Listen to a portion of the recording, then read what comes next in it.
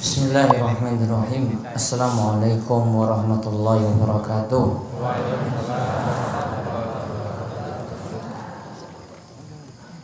Alhamdulillahilladzi arsala rasulahu bil huda wa dinil haqq liyudhhirahu 'ala dini kulli wa kafa billahi shahida.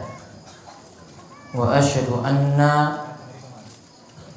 asyhadu an la ilaha illallah wahdahu la syarikalah wa asyhadu anna Muhammadan abduhu wa rasuluh.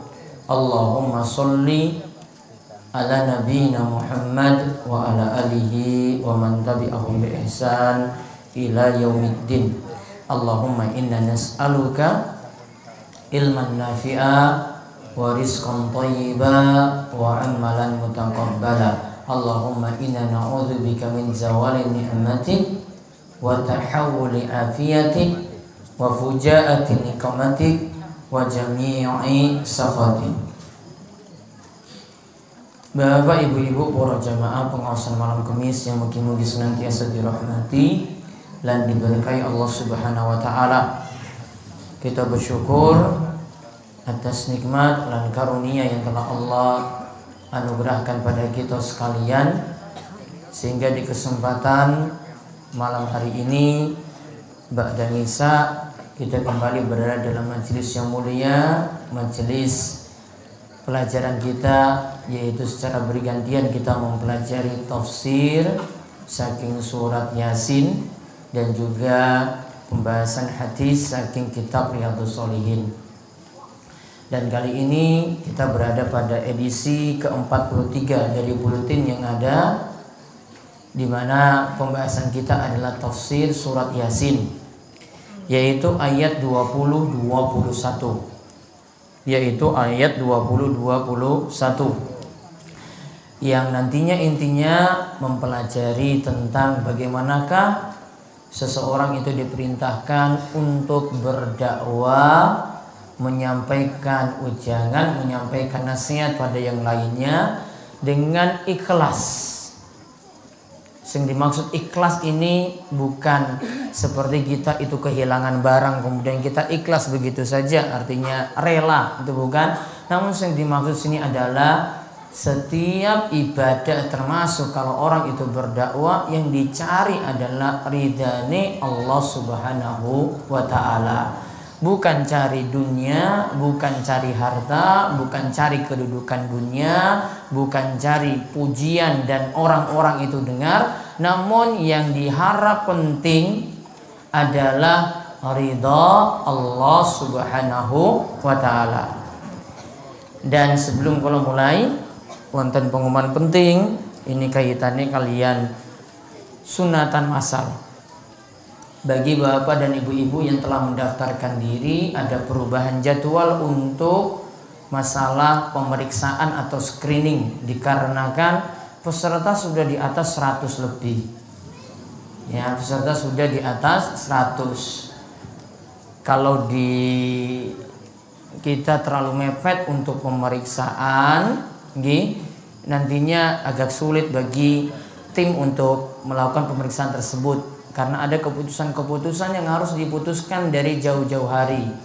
Kalau memang anak ini tidak layak untuk disunat massal, maka nanti akan menempuh jalur khusus, jalur istimewa. Ya, kalau nggak lulus, nggak lulus sensor, nggak lolos sensor, maka nanti ada jalurnya sendiri lewat jalur khusus di rumah sakit. Nah, itu nanti juga jadi tanggungan pesantren. Oleh karena itu, karena pesertanya banyak, karena tahun lalu itu ada 2 orang yang punya masalah, kita selesaikan juga itu lewat jalur operasi juga. Ya, maka kami harap bapak ibu-ibu atau takmir masjid yang telah mendaftarkan anaknya bisa mengikuti pemeriksaan atau screening di seleksi penyeleksian tadi. Dilihat, cuma dilihat saja, dibuka sedikit, oh ini layak, wes. Ya, dilihat, oh nggak bisa ini, dicek-cek, oh nggak bisa, ya sudah, Orang sampai 1 menit enggak. Sebentar aja. Maka nanti bisa dibawa. Kalau saran saya sih nanti barengan kali rombongan. Kalau ada takmir itu dapat 5, berarti 5 langsung dibawa. Ya enggak sewa mobil sendiri-sendiri. Ini kan bukan presiden yang datang. Ini kan cuma anak sunatan masal. Jadi disewakan 1 mobil, bawa ke sini. Hari Selasa pekan depan. Selasa apa berarti guys itu? Pokoknya pekan depan ini malam Kamis, ini kita tanggal 13, berarti tanggal 19 tanggal 19 jam 8 pagi di sini. Kalau ada yang tempatnya lebih dekat ke Wonosari, silahkan ke PKU Wonosari langsung. Harinya sama. Nanti kita konfirmasikan dengan sana juga. Tadi sudah komunikasi langsung. Paham nggih? Jadi para takmir, bapak atau ibu yang telah mendaftarkan anaknya tadi, pemeriksaannya mulai hari Selasa dan penutupannya selesai hari Sabtu. Tidak ada tambahan lagi.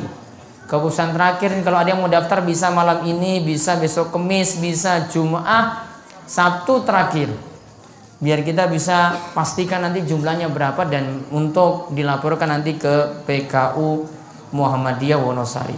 Ya itu saja untuk tambahan sedikit dan ini penting sekali, tolong disebarkan info ini. Nanti juga kami akan sebarkan info selanjutnya ke jemaah-jemaah lewat WhatsApp atau lewat HP. Baik, kita lihat tafsir Yasin 20:21. Monggo dibaca Mas. Bismillah. A'udzu billahi minasy syaithanir rajim. Waja'a min aqsal madinati rajulun yas'a qala ya qaumi ittabi'ul mursalin ittabi'u man la yas'alukum ajran wa hum muhtadun. Dan datanglah dari ujung kota seorang laki-laki dengan bergegas-gegas. Ia berkata, hai kaumku, ikutilah utusan-utusan itu. Ikutilah orang yang tiada minta balasan kepadamu, dan mereka adalah orang-orang yang mendapat petunjuk. Taib. Waja'a min aqsal madinati rajulun yas'a qala ya qaumi ittabi'ul mursalin ittabi'u man la yas'alukum ajran wa hum muhtadun. Waja'a, dan ketika datang min aqsal madinati, dari ujung Madinah, dari ujung kota, berarti dari tempat yang jauh. Rajulun yas'a, ada orang yang semangat sekali mendakwakan kepada kaumnya, wahai kaumku, ittabi'ul mursalin. Ikuti itu, ada utusan yang datang, ada dai yang datang, ada pendakwah yang datang, ikuti dia. Sifat pendakwah itu apa? Lihat. Ittabi'u man la yas'alukum ajran wa hum muhtadun.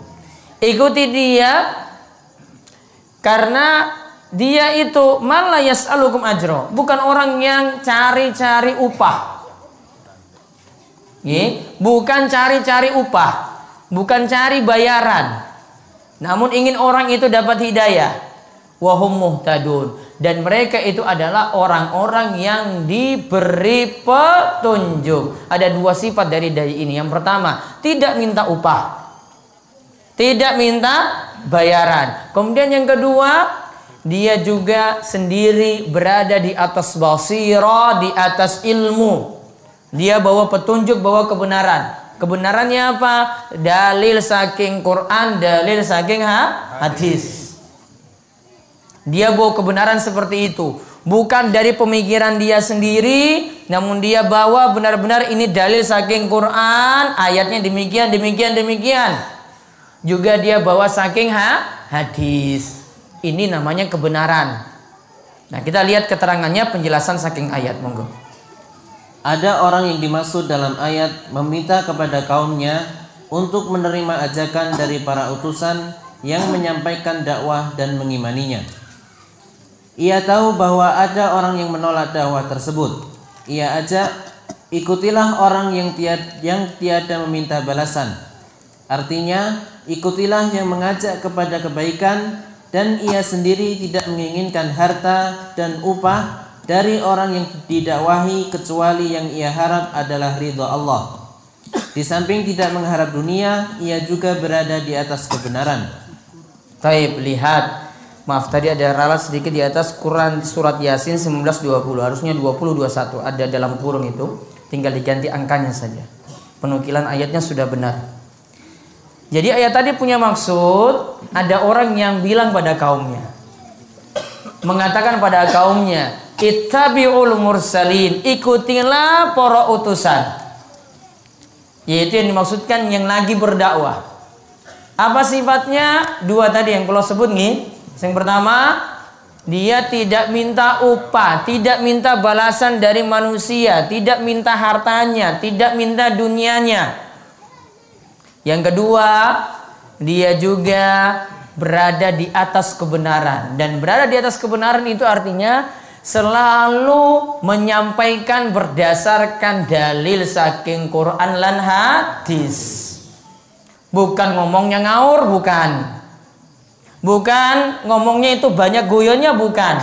Namun dia perbanyak untuk masalah penyampaian. Dia menyampaikan Al-Quran dan hadis dari Nabi kita Muhammad Sallallahu Alaihi Wasallam.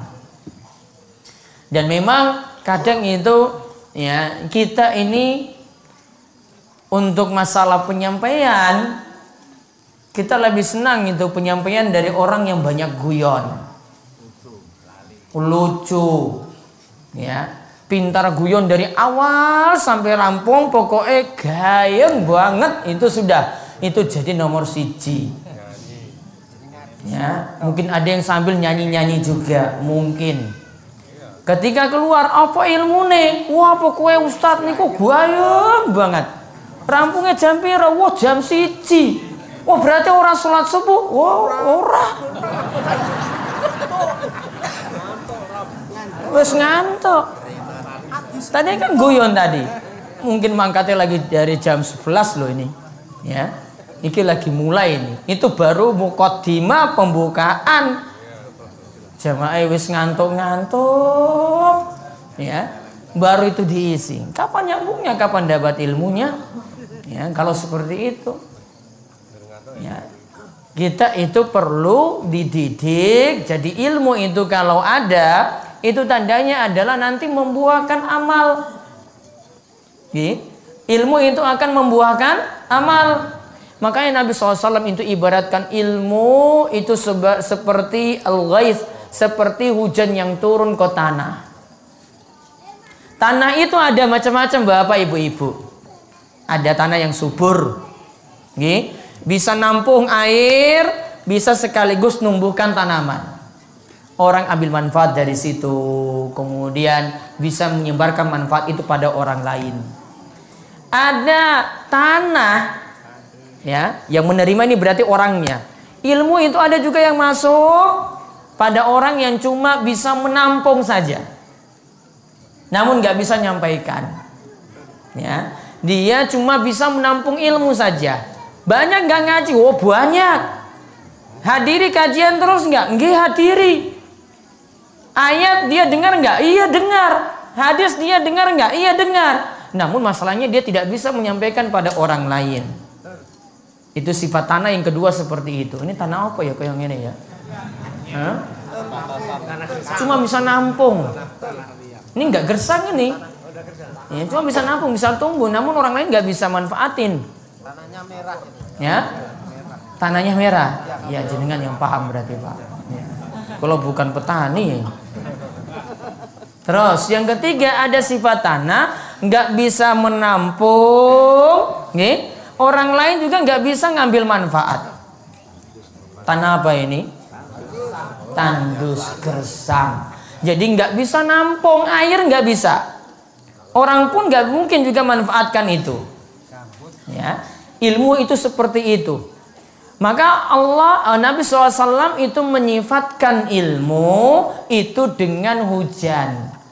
Dan hujan itu kalau tanah yang jatuh nanti dari hujan yang jatuh pada tanah nanti akan membuahkan tanaman. Tanaman tadi akan tumbuh subur. Berarti ilmu itu punya pengaruh. Tanaman itu bisa tumbuh. Kalau ilmu itu kita ngaji terus setahun, terus nggak ada hasil apa-apa. Sholat ya juga enggak. Ngaji juga ya cuma ngertinya nanti pas hari-hari besar saja. Hadis juga cuma mengerti nanti kalau sholawatan. Ya. Juga kalau mau mendengar hal yang lainnya cuma satu momen saja. Dan jarang sekali untuk memperhatikan agama. Tahu cuma gayengnya saja tadi, nggak mendapatkan ilmunya utuh dan juga tidak bisa mengamalkan ilmu tadi. Oh berarti ini bermasalah.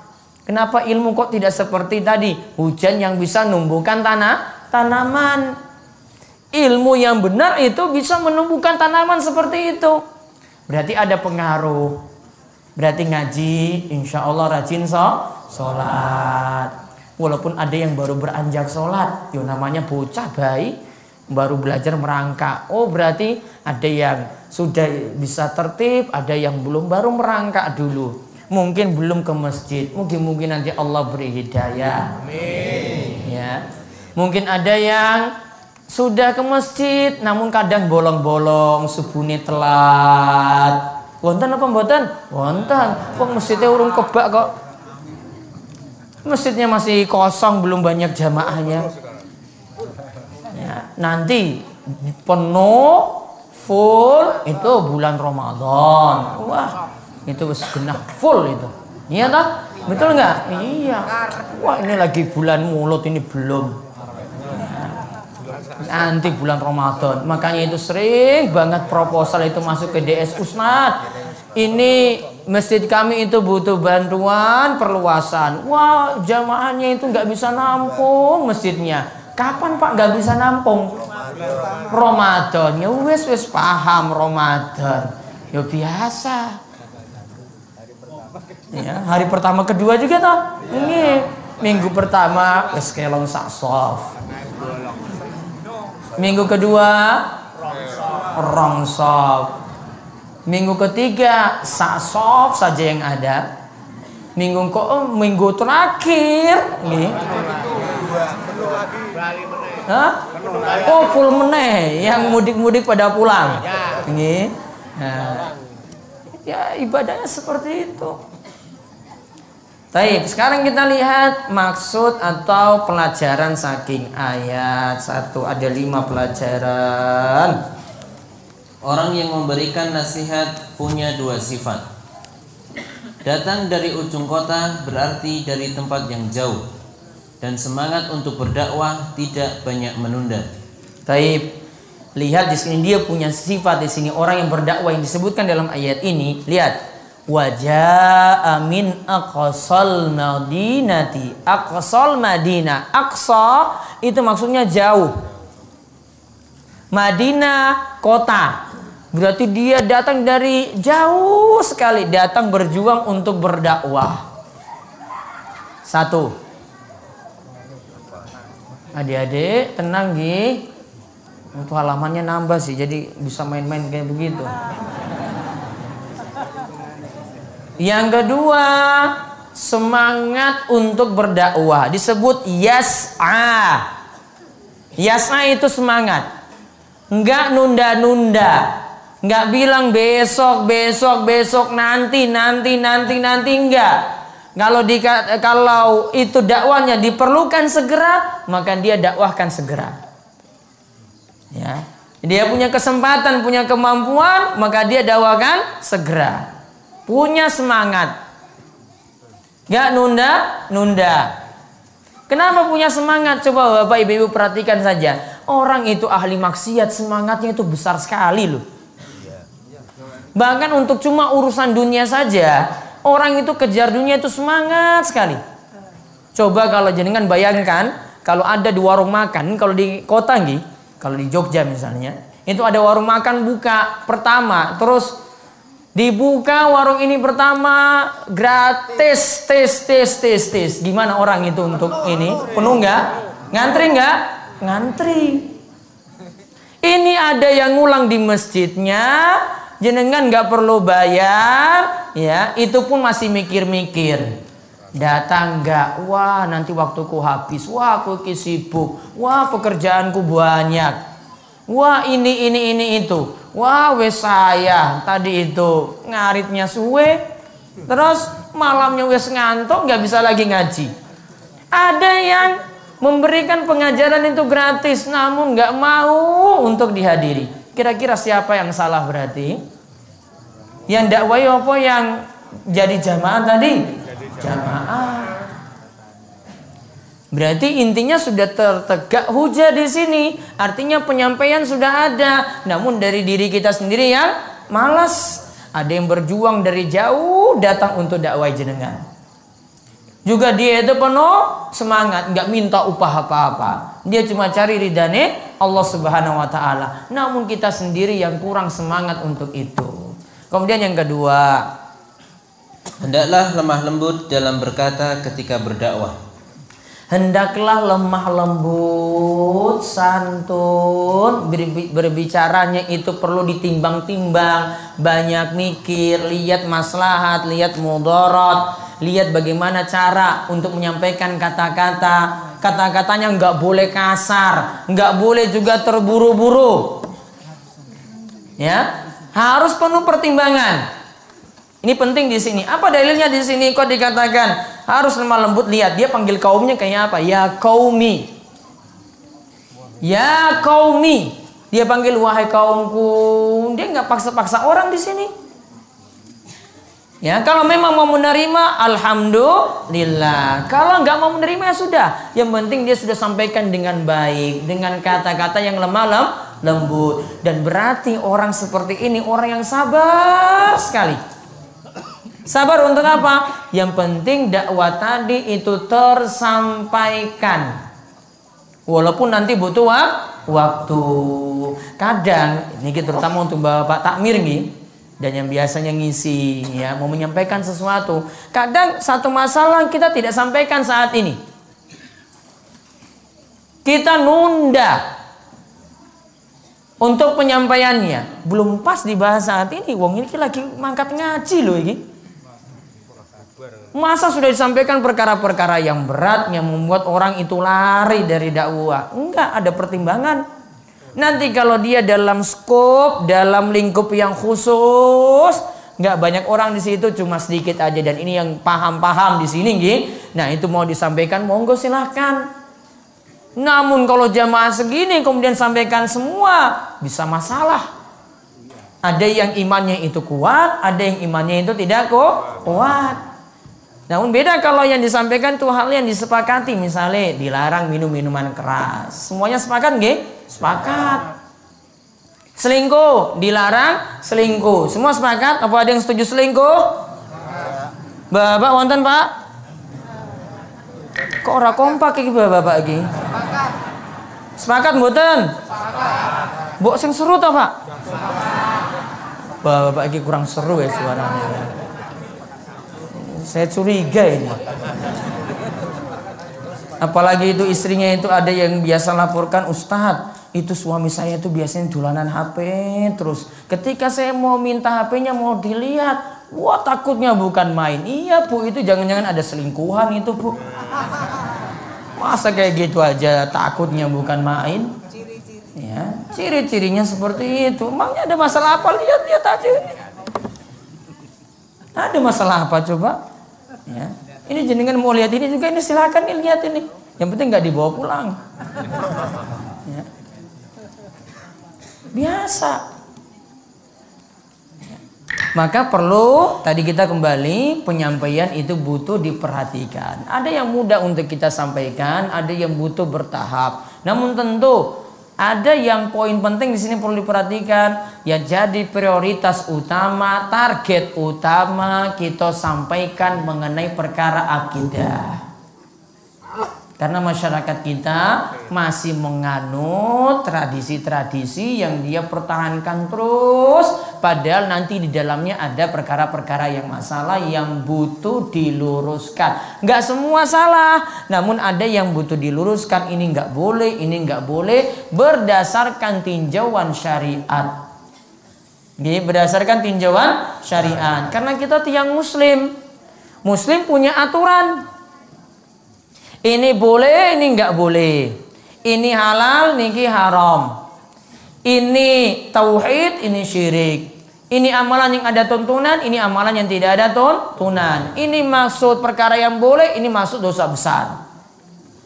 Butuh disampaikan, namun dengan cara yang lemah lembut di sini. Tetap itu ada, namun dengan cara yang baik ketika penyampaian. Yang ketiga, yang disebut dalam ayat, ia berdakwah tanpa meminta upah karena ikhlas dan ingin raih ridho Allah. Ia berdakwah tanpa meminta upah. Tujuannya apa? Karena ikhlas dan ingin raih ridhane Allah. Nanti akan saya jelaskan di bahasan di bawahnya tentang ustadz menerima amplop. Kemudian yang keempat, agar dakwah diterima, bisa saja orang yang berdakwah disebutkan sifat-sifatnya. Lihat tadi disebutkan, ini loh yang mau datang di tengah kalian, ittabi'u man la yas'alukum ajran wa hum muhtadun. Kita boleh menyifatkan, sebutkan sifat-sifat orang yang berdakwah. Oh, orang ini lulusan dari Arab. Oh, orang ini dia bisa bahasa Arab. Oh, orang ini punya keahlian, dia pakar ilmu nahwu, ilmu sharaf, dia pakar ilmu usul fikih dan seterusnya. Boleh kita menyebutkan dia itu lulusan mana. Ini artinya menyebutkan sifat, enggak masalah. Ya, kita ketika nyampaikan supaya orang tahu, ini saya ambil ilmu dari orang yang terpercaya, bukan sembarangan. Ya, ini ambil ilmu memang dari orang yang mumpuni dalam hal ini. Ya, maka disampaikan boleh menyebutkan ini orangnya itu siapa. Nggak perlu menyebut asal misalnya, namun menyebutkan background, latar belakang, pendidikan dari orang yang nanti akan mengisi. Ini penting. Ya, ini penting. Kalau enggak mungkin kita sebutkan ini kalau dari kantor urusan agama, kita sebutkan oh orang ini dari kantor urusan agama, atau orang ini dari Majelis Ulama Indonesia, oh dia itu pengurus di dalam Majelis Ulama Indonesia. Sebutkan seperti itu sehingga orang lebih punya rasa yakin menerima ilmu dari orang tersebut. Terus yang kelima, orang yang berdakwah hendaklah di atas petunjuk dan ilmu. Orang yang berdakwah hendaklah di atas petunjuk dan ilmu. Karena kita ingin nyampaikan pada orang lain, maka harus punya ilmu. Nggak bisa cuma asal ngomong saja. Apalagi mau putuskan halal haram, ini boleh, ini tidak, ini syirik atau bukan syirik. Nggak bisa cuma putuskan, wah ini syirik. Nggak bisa. Ada pertimbangan-pertimbangan di sini. Ya, kadang dia melihat dari sisi dalil, kadang butuh pemahaman dengan ilmu alat seperti ilmu usul fikih, kadang pertimbangan dengan mempelajari, menimbang-nimbang dengan hadisnya sahih atau tidak, dengan mustalah hadis dan ilmu jarah wa ta'dil yang dia miliki. Macam-macam pertimbangan. Ya, macam-macam pertimbangan untuk itu. Wallahu a'lam bishawab. Saya rasa cukup untuk malam ini. Kemudian saya ingatkan ibu-ibu pengawasan Sabtu Kliwon besok di Masjid Al-Huda Pelayan pada asar. Kemudian kajian di Karangrecek ada seperti biasa ba'da Isya sampai jam 9 malam. Mungkin Bapak Ibu terus diparingi sehat, umur panjang, diberikan kesehatan dan diberikan kemudahan dalam berbagai macam urusan, dan dijauhkan dari berbagai macam musibah dan dijauhkan pula dari berbagai macam maksiat. Kita tutup, kalian doa keparatul majelis. Monggo. Subhanakallahumma bihamdika asyhadu an la ilaha illa anta astaghfiruka wa atubu ilaik. Assalamualaikum warahmatullahi wabarakatuh.